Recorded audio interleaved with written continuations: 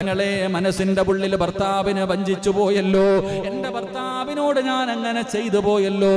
മനസ്സിന്റെ ഉള്ളിൽ വേദനകളുമായി കഴിയുന്ന ഒരുപാട് പെണ്ണുങ്ങളുണ്ട്. എന്റെ പ്രിയപ്പെട്ട പെണ്ണ്, ജീവിതത്തിൽ പിഴവ് സംഭവിച്ചു പോയെങ്കിൽ നീ അള്ളാഹുവിന്റെ മുന്നിൽ പശ്ചാത്തപിച്ചു മടങ്ങ്. ഒരു ചരിത്രം പറയാ, മഹാനായ നബി മുഹമ്മദ് മുസ്തഫ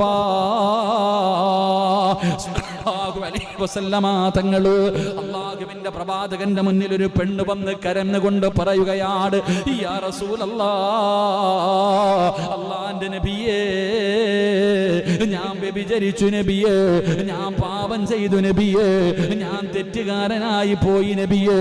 അള്ളാഹുവിന്റെ പ്രവാചകന്റെ മുന്നിൽ വന്ന് തെറ്റ് ചെയ്തു പോയെന്നൊരു പെണ്ണ് പറയുമ്പോ, വ്യഭിചരിച്ചു പോയെന്ന് പ്രവാചകന്റെ മുന്നിൽ വന്ന് കരഞ്ഞുകൊണ്ട് പറയുമ്പോ, അള്ളാഹുവേ, അവസാനം അവിടെ നിന്ന് ഇസ്ലാമിൽ വ്യഭിചരിച്ച പെണ്ണിനെ എന്തു ചെയ്യണമെന്ന ശിക്ഷ?